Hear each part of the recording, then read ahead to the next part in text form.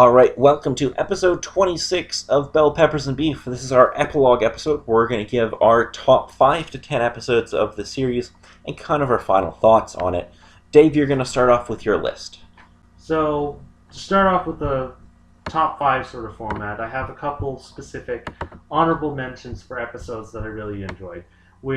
Starting off with the Cowboy Funk with the introduction of Andy. On the whole, with the entire episode, it is definitely good for a Cowboy Bebop episode with the action, the funny moments, just everything that happens there is awesome for the episode. It's just the fact that Andy is in there and the fact that his character archetype is one particular one that I cannot stand. Space Andy. Sorry, I had to. It's not even that. It's just the simple fact that this rich boy sort of character is the mirror image of Spike. And in some cases, it's true. And just coming to that sort of realization and getting it into the head just leaves me with a very bad, bitter taste in my mouth at the end. Despite that everything went the Bebop's way and all that sort of stuff, just everything with the episode was so great, but just that one bitter taste sours things fairly badly for me. Aside from that, there was Heavy Metal Queen. There wasn't a whole lot in the episode that sort of matches a whole lot with Cowboy Bebop. I just really enjoyed the story and action that sort of happened with it, where it's one of the stories where the Bebop teams up with someone to assist with their bounty, and it gives a bit of time for that character to be introduced to us. And VT was one of the characters that I really enjoyed seeing throughout the series. We don't ever see her again, but still it was one of the characters that I gravitated to with how the story sort of went. Last one on the honorable mentions was Speak Like a Child. And mostly it's here because of my first ever reaction to it when I remember watching it, since I remember it so vividly, where it seemed a bit like a Faye story, and with how I don't really much like Faye as a character, it sort of left me in points of, it's just going through all this sort of particular stuff. And the antics of going through and trying to find a VCR to actually see the tape was definitely a sort of interesting as a story. The end bit when they finally see the past of Faye and whatnot, I was just as dumbstruck as everyone on the Bebop was. And it left me intrigued and interested in Faye, which honestly I'd never really realized. But aside from that, number 5 is Asteroid Blues, the first episode. When I was introduced to Bebop, it was introduced right at the very beginning, where I found the set on DVD and was interested in anime at the time and wanted to learn more. This is sort of an good point to sort of start Cowboy Bebop off, where it gives you kind of the basic consensus of how the story works, how the Bebop comes into a particular story, and the story plays out with the Bebop sort of interacting or following along with it. So the first episode. And just the story of how it happens, that all this stuff happens with the Bebop. If this story, it doesn't end well, but the fact that the Bebop still continues on, this is the story that we're following, and we see what other adventures they go on. Next is Gamma Meat Elegy, where it starts a story that focuses more on Jet and his story. And with him being one of my favorite characters on the Bebop, it was definitely enjoying to see this sort of episode come along. And watching it again, I sort of see a bit more of the finer points of everything and enjoy it a bit more for what it sort of does with the story. Next on my list is My Funny Valentine, where, like I expressed with Speak Like a Child, I did not like Faye when she first came up. It was just the con artist character that at the drop of a hat, she'd be gone with half of your money and just be out of there like nothing. But this story gave a bit of emphasis of how she came to be like that. The con that she had to live through and suffer from to sort of have her become the character that she is. And her wanting to understand who she was in the past and get her memories back. I've always liked this sort of story in the past, but even up till now today, I feel a bit more respect for it, for all the particular stuff it runs through. Number 2 is Mushroom Samba, and I honestly don't need to explain much more than that, but I will anyway. It's just one of those particular episodes that Cowboy Bebop does that's just a complete joke episode. I mean, Edward is the main character of the story, and it's absolutely awesome with all the antics and all the other stuff that happens, including getting everyone high on drugs. On shrooms. Most assuredly. But number 1 on my list has to sit with Ballad of Fallen Angels. If you want to show the best that Cowboy Bebop has, this is one of the main episodes that you need to show someone. Every time that someone says Cowboy Bebop, every scene from this episode comes to my mind. This exemplifies what Cowboy Bebop is, the story that it has going, and all of the points that it tries to hit. Wouldn't say the best, but it's the quintessential episode that I sort of gravitate to, or if I need a sort of fix of watching Cowboy Bebop, this would be one of the ones I would watch. For sure. Alrighty, Justin, do you want to go next? Sure. Most of my list is kind of similar, although I do have a few other mentions. Like, I have Toys in the Attic on my list, as much as Paul doesn't like this episode as much, but it's the episode that's just set on the ship, on the Bebop. It doesn't go anywhere from there, and they need to eat, and they're out of food, or something like that, so, wait, no. They eat something from the fridge. Yeah, no, it's wannabe alien, but then they cut the legs out from under it. Yeah, basically. And basically it tries to take over the entire ship. And the whole reason is because they left over in the fridge for a year or so. Man, that rock lobster. Yeah, supposedly. I found it funny. Paul, you didn't think it was going to build up to that or something. I don't really know. I disliked it because I didn't think it was funny, and because they set up Alien, and then they delivered a really dumb joke at the end. Yeah. Well, I enjoyed it anyways. Fair enough. And another one I have on here would be the Jupiter Jazz, the two-parter, where they go to Jupiter, I figure, and can't remember the whole plot details of the episode. Yeah, we meet Julia and a few other things in that episode. Not Julia herself. Basically, they go no. to the planet because they heard that Julia was seen here or spotted here. Yeah, So they're chasing her. Basically, they're chasing her. But it was another encounter with Vincent. You mean Vicious? Vicious. Get the There's V's too many mixed up. fucking V names. So They're both villains in some aspect with the letter V. Yeah, they made Vicious there, and this character that was part of this two-parter. Apparently, this man or woman character, or the saxophone player. Yeah. That character ends up getting killed off at the end of the two-parter.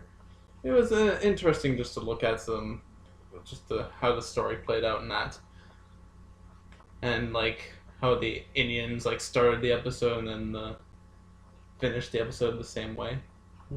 Another star falling from the sky. Dumb. Another one I have in here is Hard Luck Woman, episode 24. This one is when you finally meet Edward's father and get to find out how Edward was kind of raised and stuff. But you also kind of find out other details about Faye, which she finally finds where she basically lived back 50 years ago when she was,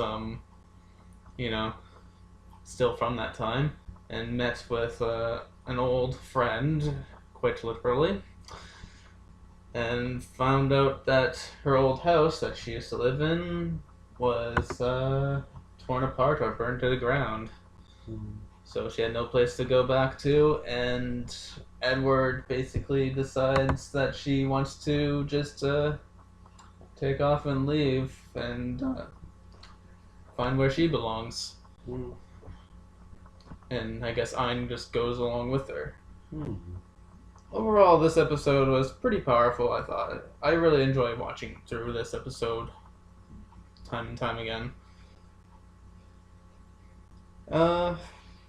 Another one would probably be The Real Folk Blues, the final episode of the series.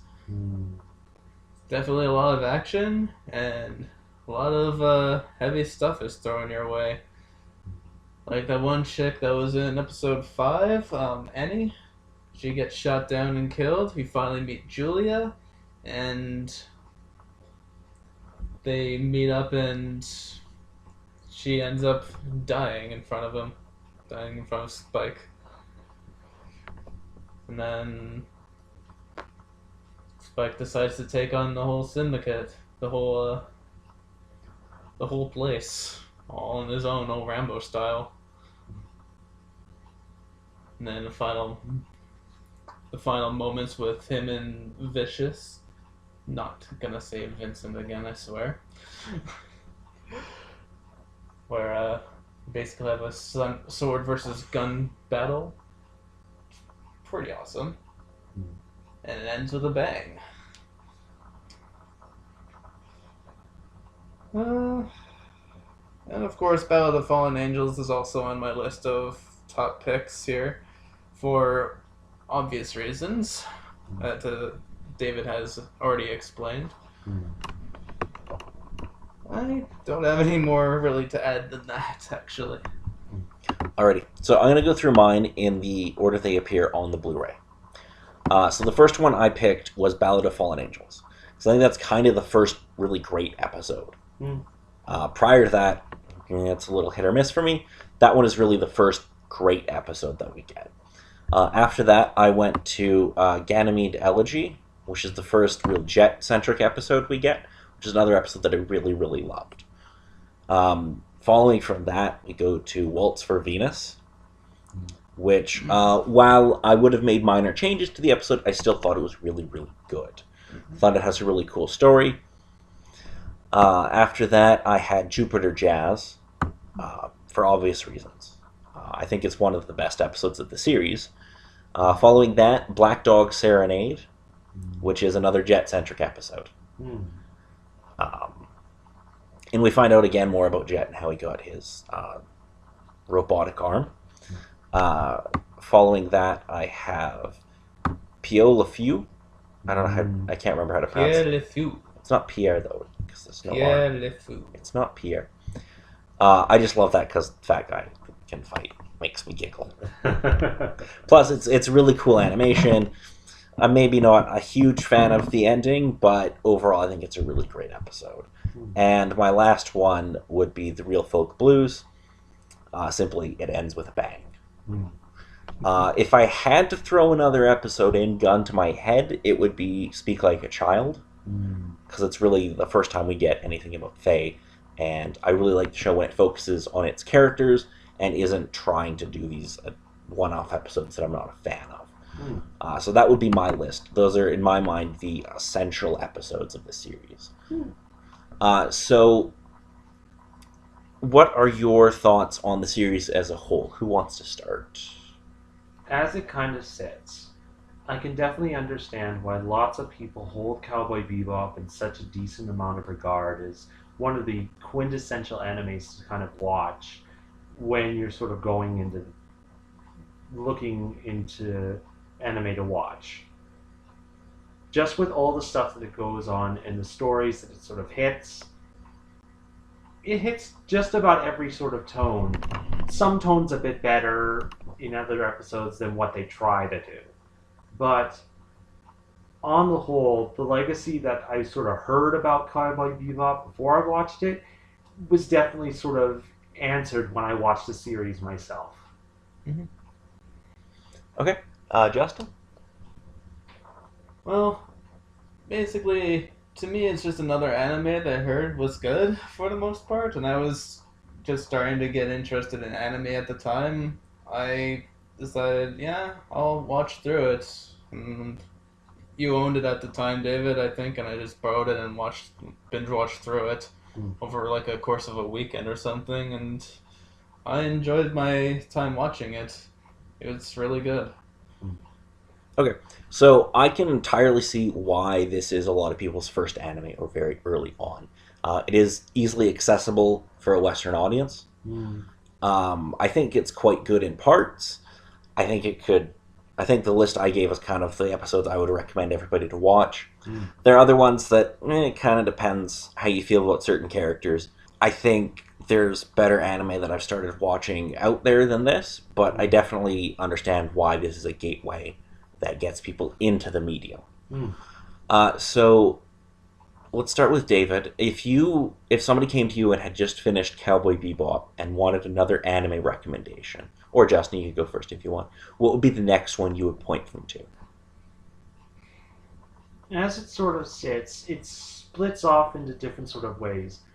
The very first thing that I probably would say, if it wasn't so demanding, is it's not a answer that I can specifically give to them.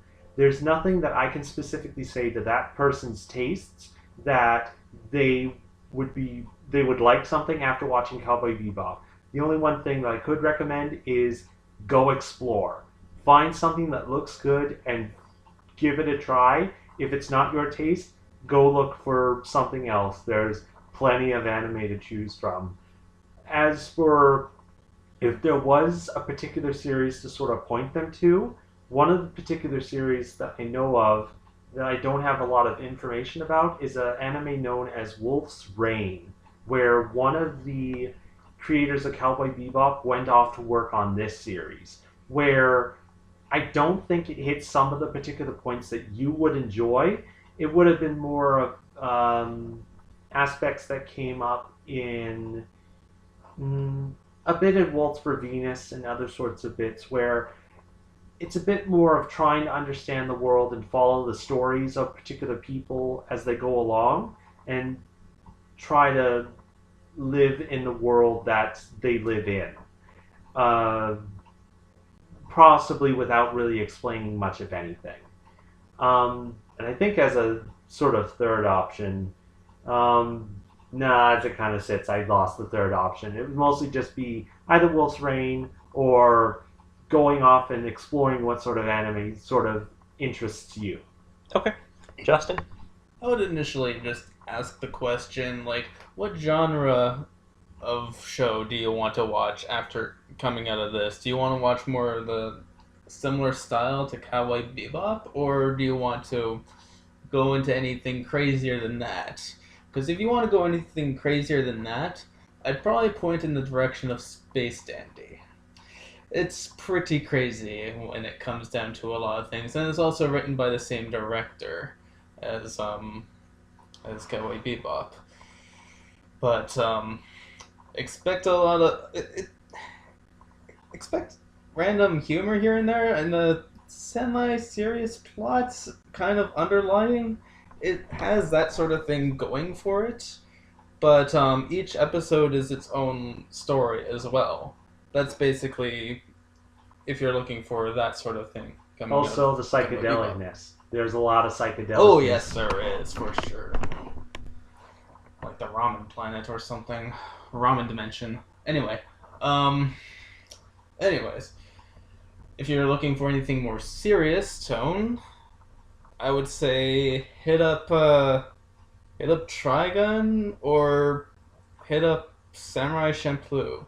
One of those two. I mean, you'll probably find something you like out of any of these three if you've come out of Cowboy Bebop. Okay. So for me, I haven't watched a whole lot of anime after this. I'm aware. Yes. However, the one I came out of this and went into pretty quickly was Terror in Resonance. Yes. And I really, really love it. I haven't quite finished it as of this recording. I have 3 episodes left. It is gorgeously animated. It has a really interesting, really, I don't want to use the word fun, but really engaging story. I think that's definitely somewhere you can go. It is also by the same director. I think I like it more primarily because it is much more serialized. It's telling one narrative through its 11 episodes. There's no kind of one-off episodes here or there. So that would totally be my recommendation. All right. Do any of you have either... okay, Brian, that was weird. Do either of you have anything left to add for last-minute thoughts? I need to work on watching a whole bunch of more animes as it's... I've watched too much anime. Alrighty then. Well, that is going to wrap up Bell Peppers and Beef. This is episode 26. I'm Paul. I'm Dave. And Justin.